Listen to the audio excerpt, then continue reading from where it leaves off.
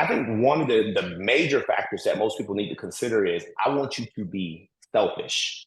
And I know that sounds a little off, but I want you to be selfish because the move that you make is going to impact you and your family lives. So what every agent has a different way of what they need in order to succeed. Welcome to the Agent Growth Lab podcast, the show that's all about taking control of your success. If you're a realtor, financial planner, business owner, or anyone who's ready to grow your business, you're in the right place. Join your host, April Russell, each week as she jumps into the lab to find out what professionals are doing to master their success. So let's get started with this week's episode of Agent Growth Lab podcast.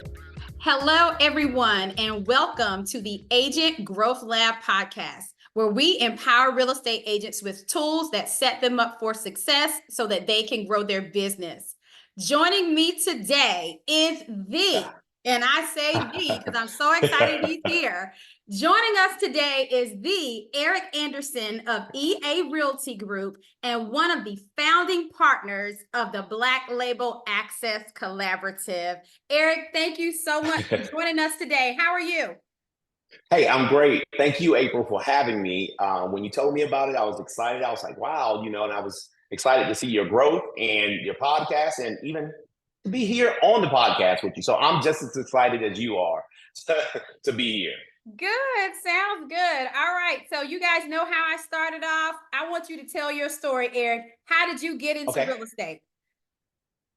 So how did I get into real estate? So this is it's a longer story because I've been in real estate now since 2006 full time into real estate. So I actually I came out of the Army, finished up grad school, all that good stuff, and I started working for Big Blue, IBM. So I worked for IBM as an e-business project manager, and at the time, I actually saw an invoice that they charged. I was a project manager.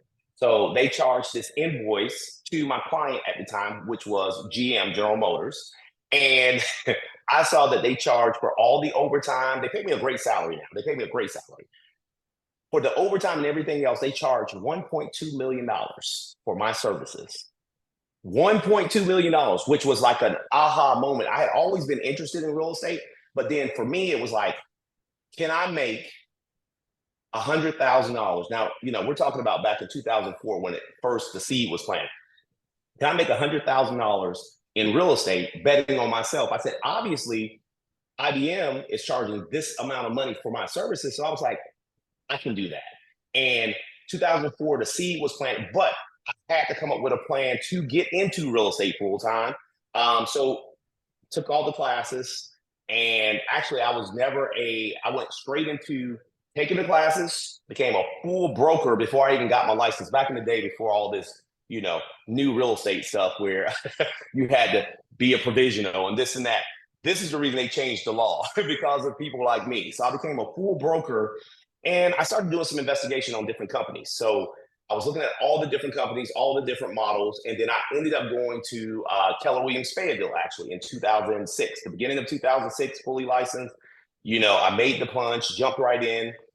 So I was selling, everyone didn't tell me that when you're a new real estate agent, you're not actually supposed to make money. You're supposed to struggle like everybody tells you, and it's supposed to be hard. So I wasn't, convoluted and blinded by all that. So I just came in, and within the first 3 months, I had 4 buyers, I had 2 listings, and, I'm just chugging along.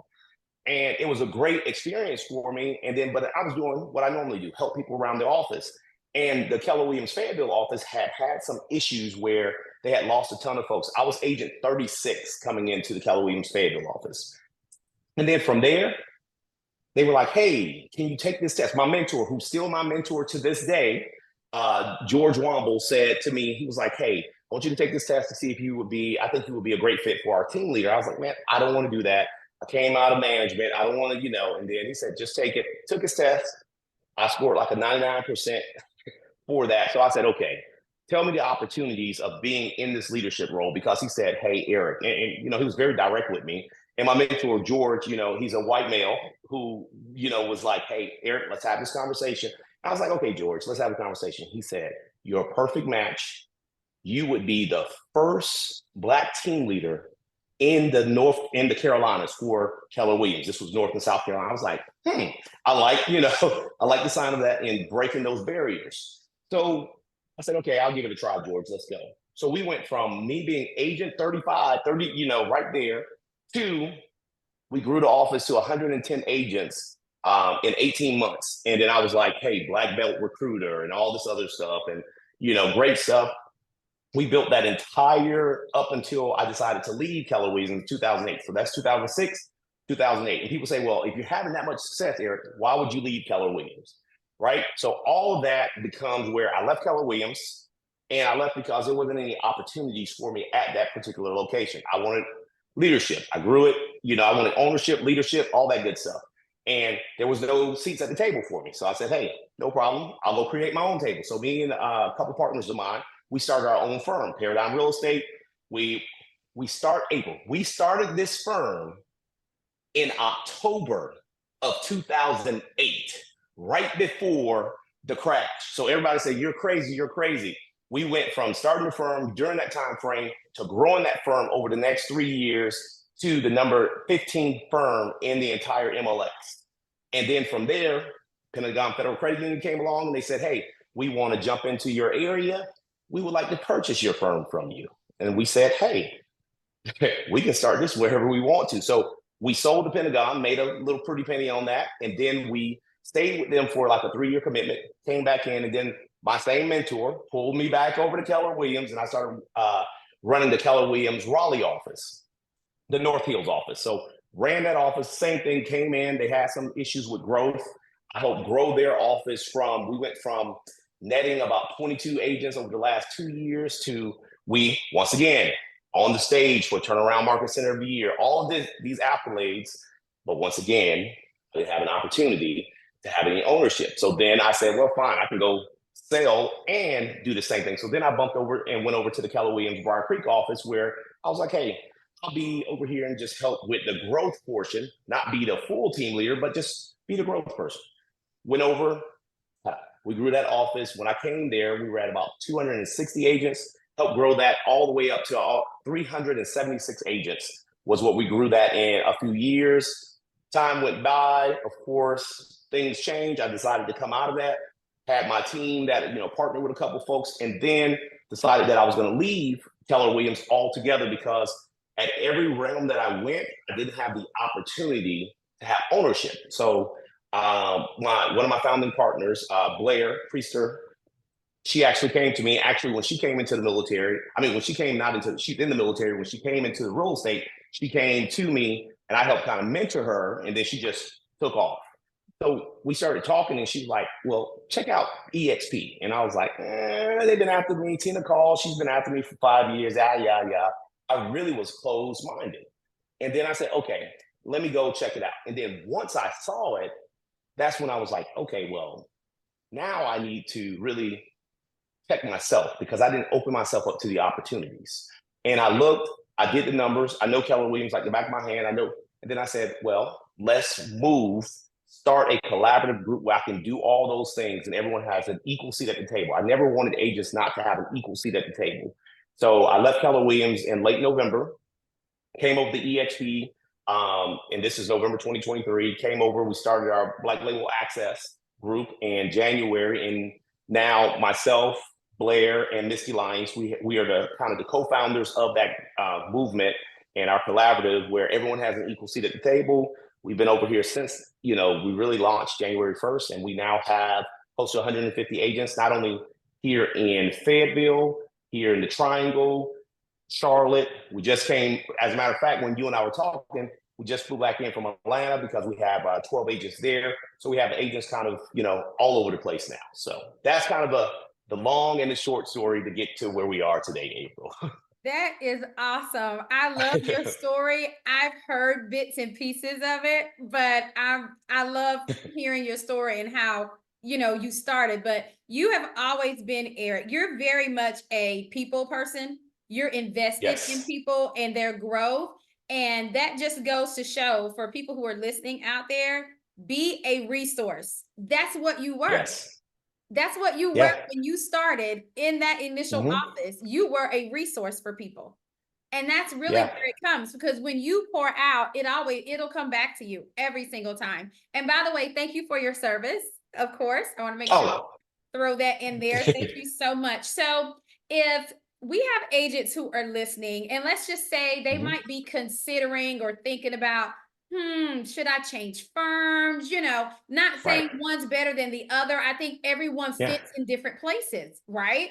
So, Absolutely. but Yeah. what are some things that you would say if you were sitting down with an agent right now who's possibly thinking about changing firms? What would you say are some key things that they need to be taking into consideration, or what they need to be thinking about in determining to make that decision or not? Yeah, I think one of the major factors that most people need to consider is I want you to be selfish. And I know that sounds a little off, but I want you to be selfish because the move that you make is going to impact you and your family lives. So, what every agent has a different way of what they need in order to succeed. Some agents want to sell 400 homes and they want to race to the top. Some agents say, hey, if I can make X amount of dollars, then hey, I want to X amount of dollars and I want to be able to take my weekends off and do whatever. So if you're looking to at least explore the different firms that are out there, make sure you have number one, the person who, when you need them most, you can pick up the phone and get them. And it's not a bother, but you have that support. They have solutions. And I'm not talking about just your broker in charge. That's all great too. But you need to have someone where when you're going through something tough, you're not just to pull a ticket and a number for someone to help assist you. You need someone who has the experience, because if you're newer, you definitely want to. Because when I came into this industry right now, I can tell you 95% of the people who came in at the same time I did back in 2006 are no longer in the business. So that is the key. Go with people who have the longevity, but also who actually still sell also. It's one thing to have people who, if you're not in the industry, I can't sell real estate the way I did in 2006, 2008, 2012, 2000, everything changes. And a lot of our agents right now, they came into real estate during, and I'm saying agents, meaning the industry, they came into real estate during 2020. That was COVID. You walk across the street and get hit by a buyer or seller. I mean, let's be honest. And, Yeah. everybody was getting approved. Hey, April, it was my interest rate when I bought my home on my VA loan is at a 2.25. I mean, that's easy to get someone in a home at 2.25.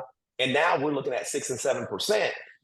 That's a different payment. So knowing how to navigate the different ways, real estate is real estate is real estate. But you have to understand how to evolve. The only way you survive is if you evolve. And so make sure the company or the people that you're choosing are companies that are not just, hey, I do it this way. This is the way we've always done it for the last 42 years or 50 years or 100 years. They have to be able to evolve with the changing environment, because we have a lot of changes coming, especially in our industry here, just like the mortgage industry you did, April, back when after the financial crisis, you guys had a huge change. And we have that same thing that's going to be in place in August. But whatever company you're with, are they ready for that change? Are the people in place? Are they bringing you different items where real estate is not just about buying and selling for your clients? That's where realtors go all wrong. Yes, buying and selling is great, but why aren't you looking at when that opportunity comes across, that it actually, can I buy this? Is this something that I want to invest in? Is this something we have been told? And make sure the company does not restrict you from having the opportunities to go and make these different things happen for you, because you didn't get a license just so you can help other people build their wealth. You got it so you can help build your wealth also. So that's a couple of the items I would say, because it's nothing specific. Every company has great stuff. Everybody has stuff. If you use it, it's all great if you use it. But how do we go about making sure that you're using it, but then also who can help you with practical implementation and actually applying it to your business and getting more business? Right. Absolutely. I love that. And like you said, the accessibility. Who's there? Who can you Who's there? pick up a phone? Are you not just another number? And I think that's something someone should consider regardless of what you're selling, right? If you're in sales and with a company, mortgage people should think about that as well. Same thing.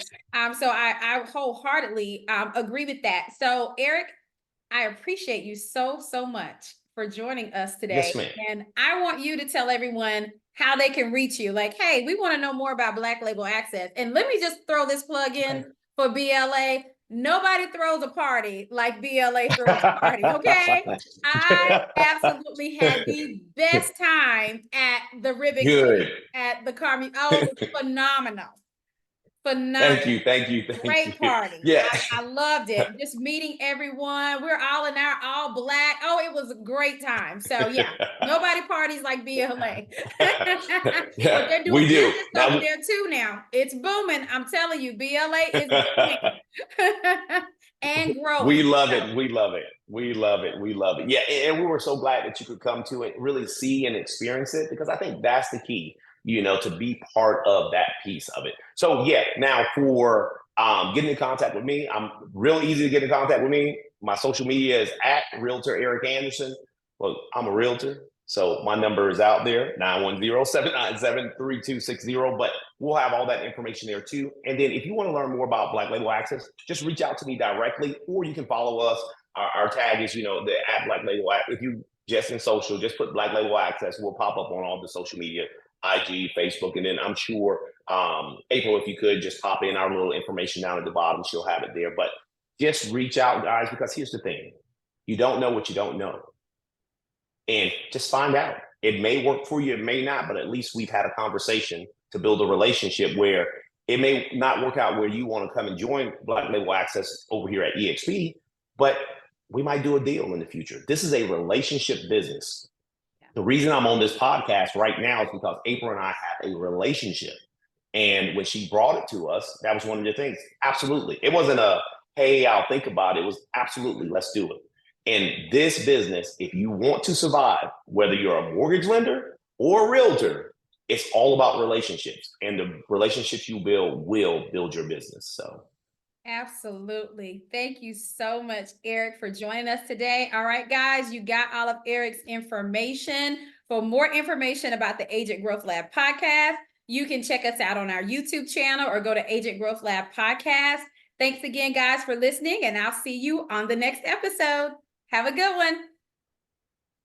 That's a wrap on today's episode of the Agent Growth Lab podcast. Huge thanks to our insightful guest and to you, our dedicated listeners. If you're committed to growing your business and achieving your full potential, don't forget to subscribe and check out all the episodes at www.agentgrowthlabpodcast.com. Thanks for joining your host, April Russell. We will see you next week in the lab for another dose of inspiration and actionable advice.